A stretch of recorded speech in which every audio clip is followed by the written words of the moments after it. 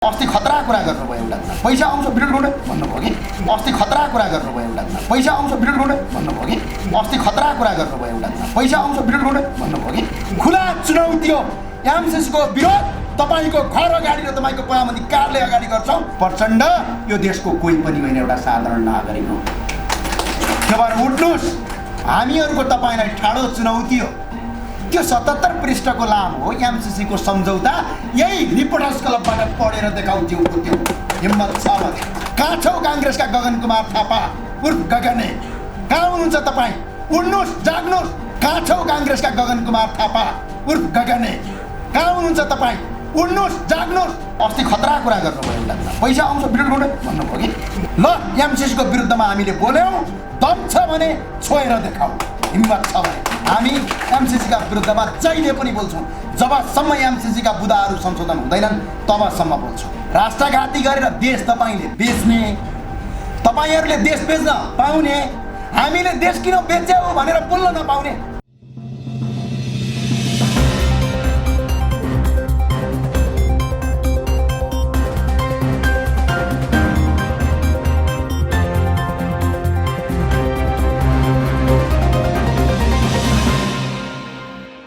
आजको यस पत्रकार सम्मेलनमा उपस्थित हुनुभएका शाही युवा शक्तिका संयोजकज्यू र राष्ट्रिय शक्तिका प्रवक्ताज्यू र त्यसैगरी पत्रकार मित्रहरू र अन्य सम्पूर्ण मित्रहरूमा मेरो जय नेपाल। पहिलो कुरा चाहिँ के छ भने हामी एउटा कथन छ नेपाली हामी रहौला कहाँ नेपालै नरहे। आज हाम्रो देशको हालत यो बन्दैछ। हाम्रो पार्टी कहाँ रहन्छ जब यो देश रहेन भने, हाम्रो संस्कृति कहाँ रहन्छ जब यो देश रहेन भने, हाम्रो परम्परा कहाँ रहन्छ जब यो देश नै रहेन भने, तपाई हाम्रो नेता कहाँ रहन्छ जब यो देशै रहेन भने। एमसीसी जस्तो राष्ट्रघाती चीजले यो मुलुकको जर्जर अवस्थालाई निहालेर हामी नै नेपाली दाजुभाइ दिदीबहिनीहरू एक आपसमा लडाईँ गर्छन् भन्ने कुरालाई महसुस गरेर जबरजस्ती रूपमा एमसीसी लागू गर्न खोजिँदैछ। यसको विरुद्धमा एकजुट बन्नका लागि देशभरि छरिएर बस्नुभएका सम्पूर्ण अभियन्ता, राजनीतिक दलमा आबद्ध भएका साथीहरू, विभिन्न पार्टी पंगतिमा लाग्नुभएका साथीहरूलाई म 10 औँला जोडेर हार्दिक बिन्ती गर्न चाहन्छु। जुङ्गाको लडाईँ भन्दा ठुलो, पार्टीको लडाईँ भन्दा ठुलो मुलुकको लडाईँ हो। मुलुकको स्वाधीनताको लागि पटक पटक हामीले हेरेका छौँ, हामी सबैले देखेका छौँ। स्वाभिमानको लडाईँ रे, जातित्वको लडाईँ रे, संस्कृतिको लडाईँ रे, आत्मसम्मानको लडाईँ रे। अब आत्मसम्मानको लडाईँ आवश्यक छ। यो राष्ट्रघाती एमसीसीले मुलुकलाई जर्जर अवस्थामा पुर्याउँदैछ। सामान्य कुरा तपाईलाई धेरै जानु पर्दैन, धेरै टाढा बोलेर धेरै कुरा केही छैन। 2077 साल असार 15 गते एमसीसी को आधिकारिक मिति सकियो, उसको डेट एक्सपायर भयो, उसको मिति सकियो। संसारका कुनै पनि देशमा एमसीसी ले आफ्नो मिति सकिसके पछाडि फेरि मिति थपेर जबरजस्ती एमसीसी लागू गर्न खोजेको छैन। हाम्रो देशमा 2077 साल असार 15 गते भने झन्डै 1 वर्ष भन्दा बढी 1.5 वर्ष भइसक्यो। यसको मिति सकियो। मिति सकिसके पछाडि पनि अहिले एमसीसी फेरि लागू गर्न खोज्दैछन्। यो किन छ त? कहिलेकाहीँ भन्ने गर्छन् हाम्रा नेता माननीय ज्यूहरूले, हाँसो लाग्छ मलाई। अनुदान आएको छ रे, यत्रो पैसा रे, लैजाऊ भन्या छ रे, कुरा गर्नेहरू, विरोध गर्नेहरू तिमीहरू विकास विरोधी हौ रे। एउटा सामान्य कुरा म तपाईलाई भन्न चाहन्छु। मैले एकजना व्यक्तिलाई 10 लाख रुपैयाँ पनि दिनुस्, त्यो व्यक्तिले के भन्छ भने म 10 लाख रुपैयाँ लिदिन भन्छ। मैले त्यो 10 लाख रुपैयाँ लैजा भन्छु निशुल्क रूपमा, फेरिमा ब्याज पनि तिर्नु पर्दैन, पैसा पनि रिटर्न गर्नु पर्दैन, लैजा भन्छु। तर त्यो व्यक्तिले 10 लाख रुपैयाँ म लिदिन, मेरा घरका परिवारले विरोध गरेका छन् भन्छ। अझ म त्यस पछाडि के गर्छु भने त्यो पैसा लिनै पर्छ भने म त्यसको घरमा जान्छु र दबाब दिन्छु। यसको मतलब मेरो केही आन्तरिक हिडन इन्ट्रेस्ट छ, त्यसपछि मात्र त्यो गरिन्छ। एमसीसी यति दानी छ यो अमेरिका, यो दानी हो। अफगानिस्तानमा दानी गरेन, 50 लाख मान्छे विस्थापित गर्यो। लिबियाको राष्ट्रपतिलाई तपाईँ कर्नेल मुअम्मर गद्दाफीलाई मार्यो, सद्दाम हुसेनलाई झुन्ड्यायो र भर्खरै एउटा इराकको एउटा सैन्य प्रमुखलाई गोली हानेर मार्यो। अनि यति दानी छ यो कुइरे कि पैसा निशुल्क लैजाएर देश विकास गर भनेर दानी छ। स्वार्थ बिना यसले रकम दिइराखेको छ र यो स्वार्थको रकमले सिङ्गो मुलुक धराशयी हुन्छ। आज तपाईँ हामीले बोले जस्तो अवस्था रहँदैन। मेरा साथीहरू, मेरा सम्पूर्ण नेपालीहरू, कहिलेकाहीँ तपाईँको रगतमा, तपाईँको नसा, रगतका नसाहरूमा रगत बग्छ कि पानी बग्छ भन्ने अब शङ्का उत्पन्न भएको छ। 2007 सालमा सत्ताको लागि लडाइँ लडियो, राणा शासनको अन्त्य गरियो। आउनुभयो त सडकमा, राणाका लागि लड्नुभयो।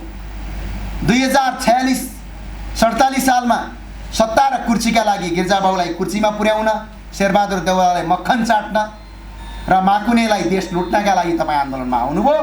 फाल्नुभयो, ठिक छ, केही छैन, तपाईँहरूको सत्ता जोगियो। 62-63 सालमा तपाईँले फेरि आन्दोलन गर्नुभयो, सत्ताका लागि, शक्तिका लागि सिर्फ।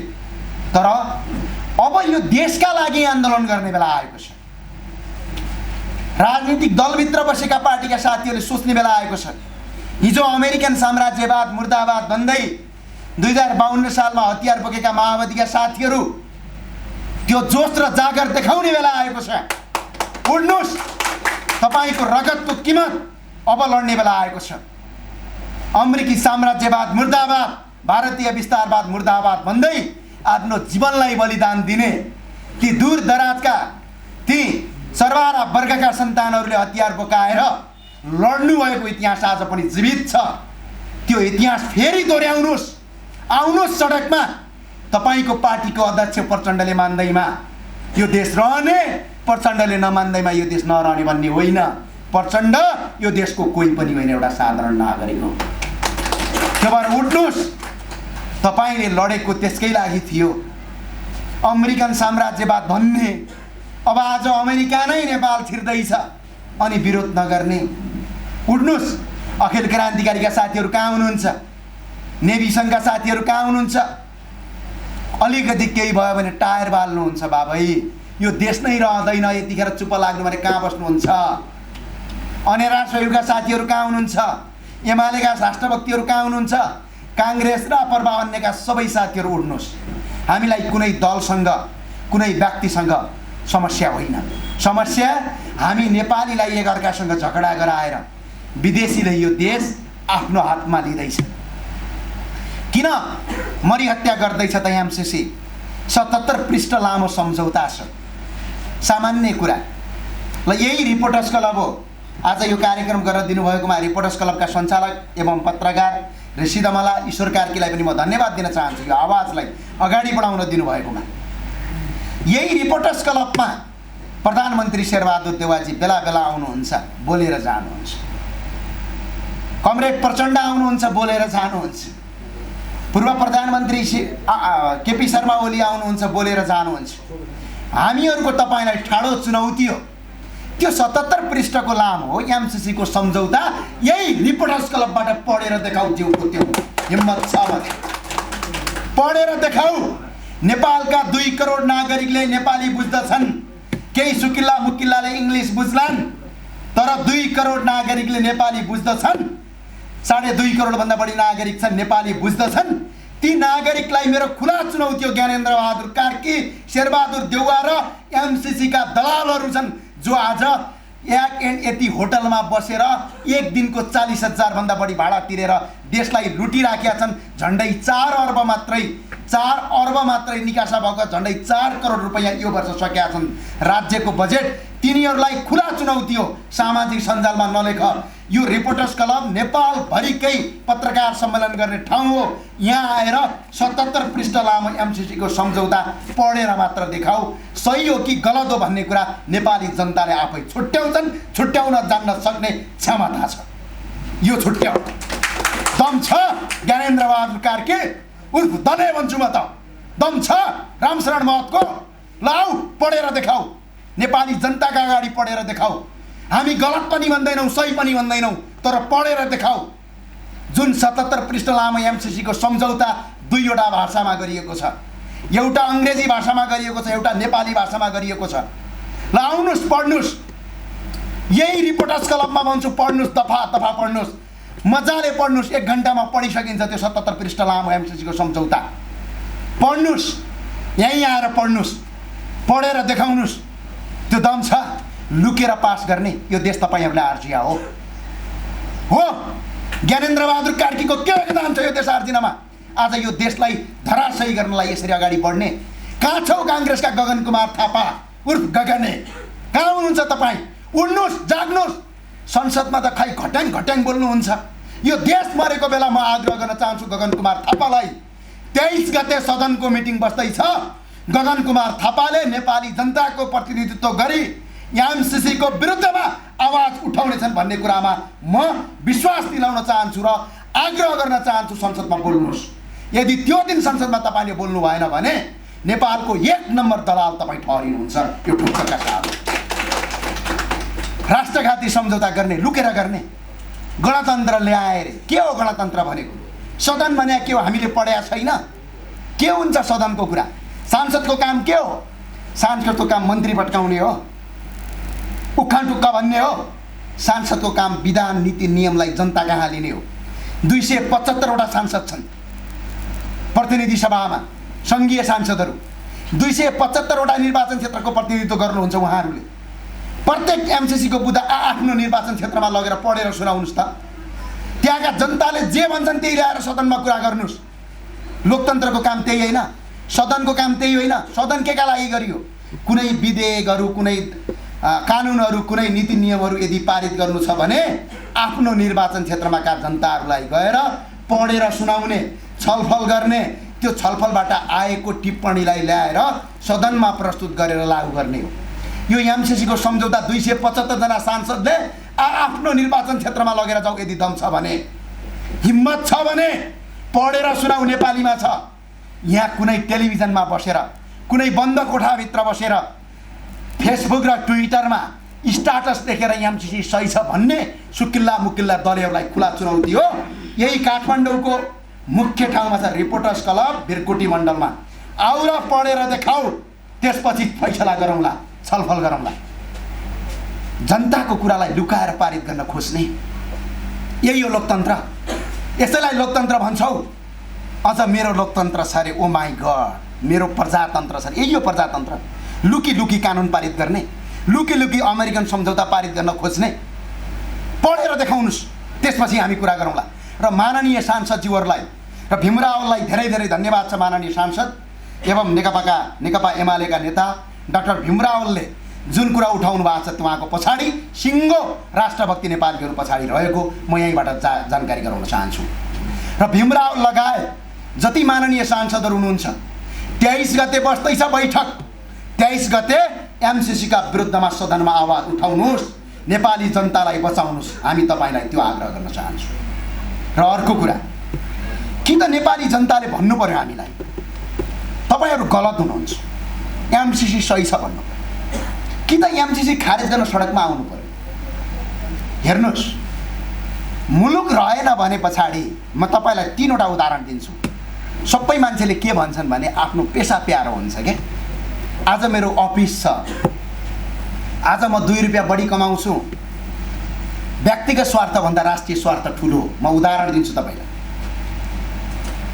जिम्बाब्वेमा पनि एकै दिनको 3-4 करोड रुपियाँ कमाउने मान्छेहरू थिए, पैसा लगेर थन्काएर राखे।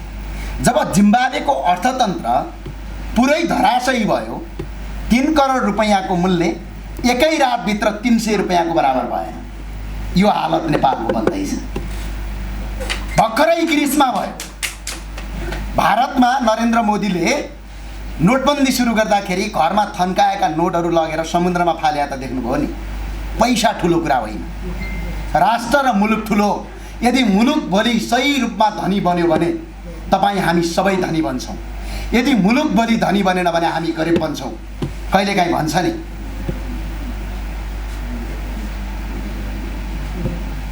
खुकुरीको पीडा अचानोलाई थाहा हुन्छ अरे क्या। यो राष्ट्रको पीडा के हुन्छ भन्ने कुरा विदेशमा गएका नेपालीलाई सोध्नुपर्छ। नेपालमा एस आराम गरेका छन्, क्यारम बोर्ड खेलेका छन्, पार्टीको कार्यकर्ता भने पैसा आइहाल्छ सर्ट पारेर। आज आन्दोलनमा जाउँ 1000 रुपियाँ लिएर जाउँ भनेर तेल हालिहाल्छन् बाइकमा। अनि कसरी पीडा थाहा हुन्छ?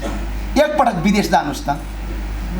एयरपोर्टबाट सुरु हुन्छ नेपाली भएकै कारणले गर्दा तपाईँलाई गर्नुपर्ने घृणा। एयरपोर्टबाटै सुरु हुन्छ तपाईँलाई नेपाली भएकै कारणले गर्दा तपाईँलाई दास बनाइन्छ। एउटा एयरपोर्टमा जानुभयो भने नेपालीलाई एउटा लाइनमा लगाउँछ, विदेशीलाई अर्को लाइनमा लगाउँछ। नेपालीलाई अरू कहीँ जानु पर्दैन, यहीँ नेपाल र भारतको बोर्डरमा गएर हेर्नुहोस्, चाइना र नेपालको बोर्डरमा गएर हेर्नुहोस्। यहाँ तपाईँ कति अरबपति हो, कति ठुलो मान्छे हो, कति तपाईँ विद्वान हो, त्यसको कुनै महत्त्व रहँदैन। जब तपाईँ जानुहुन्छ तपाईँको परिचय एउटा मात्रै रहन्छ, त्यो हो नेपाली। त्यही भएर नेपाल बचाउँ, यो सामान्य कुरा छैन, यो धेरै लामो इतिहासबाट आएको छ। भर्खरै अफगानले 20 वर्षमा पैसाले देश विकास बन्छ भनेर भन्नुभयो क्या शेरबहादुर देउवा उर्फ, अब हामी उर्फै भन्छौँ, अमेरिकन दलाल पनि भएछन् उनी त।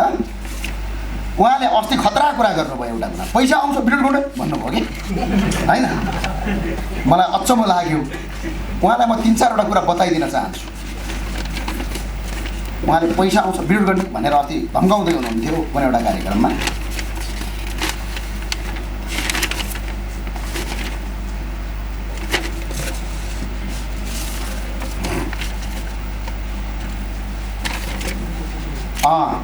माननीय शेरबहादुर देउवाजी, तपाईँले सुन्नुहोला र उहाँले यदि सुन्नुभएको छैन भने उहाँका स्वकीय सचिवले उहाँको कानमा लगेर सुनाइदिनु होला। मजाले सुनाउनुहोस्, समय छैन भने पनि घाँटी समातेर सुनाउनुहोस् उहाँलाई। अमेरिकाले 20 खर्ब अमेरिकी डलर खर्च गर्यो अफगानिस्तानमा। तपाईँको प्यारो अमेरिका शेरबहादुर देउवाजी, प्रधानमन्त्री भन्न पनि लाज लागिसक्यो। यस्ता पनि प्रधानमन्त्री हुन्छन् भने विदेशी दलालको चुङ्गुलमा फसेर अनि पारित गर्छौँ भन्ने।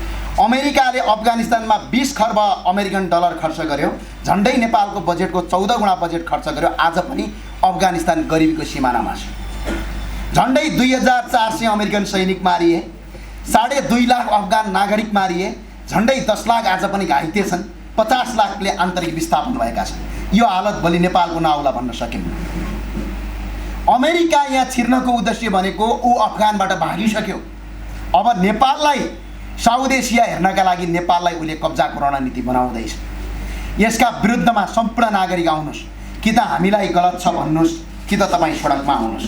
र अर्को कुरा छ, एमसिसी विरुद्धका संयुक्त आन्दोलनहरू सुरु भएका छन् र यो आन्दोलन हामी घोषणा गर्न गइरहेछौँ। सबै साथीहरूले यसलाई स्वागत गरिदिनु होला।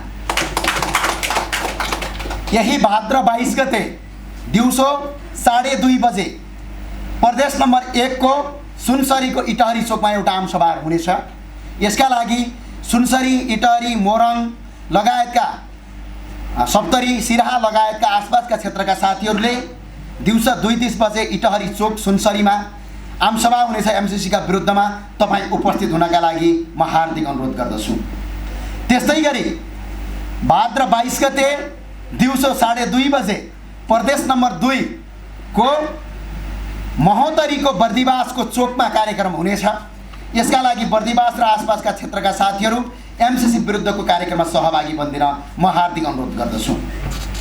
त्यसै गरी भाद्र 22 गते दिउँसो 2:30 बजे प्रदेश नम्बर 3 यानी कि बागमती प्रदेशको 24 कोटी चितवनको भरतपुरमा कार्यक्रम हुँदैछ। मकवानपुर, चितवन, 4 नम्बरको नवलपुरका साथीहरू त्यहाँ उपस्थित हुनका लागि र यो राष्ट्रघाती एमसिसीको विरोध गर्नका लागि हामी हार्दिक अपिल गर्दछौँ। त्यसै गरी भाद्र 22 गते दिउँसो 2:30 बजे प्रदेश नम्बर 4 यानी कि गण्डकी प्रदेशको खैरेनीटार तनहुमा कार्यक्रम हुँदैछ। आसपासका क्षेत्रका साथीहरू विरोधका लागि उपस्थित बन्न हार्दिक अनुरोध गर्दछु। त्यसै गरी भाद्र 22 गते दिउँसो 2:30 बजे प्रदेश नम्बर 5 यानी कि लुम्बिनी प्रदेशको बाँकेको कोहलपुर चौराहामा कार्यक्रम हुँदैछ। यसका लागि उपस्थित बन्दिन म सम्पूर्ण कोहलपुरवासी, बाँके, बर्दियाका साथीहरू र 5 नम्बरका साथीहरूलाई हार्दिक अपिल गर्दछु।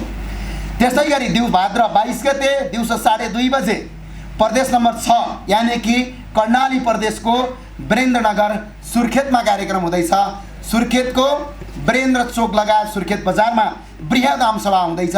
उपस्थितका लागि सम्पूर्ण साथीहरू आइदिन हुन र एमसिसी राष्ट्रघातीको विरुद्ध उभिदिन हुन अनुरोध गर्दछु।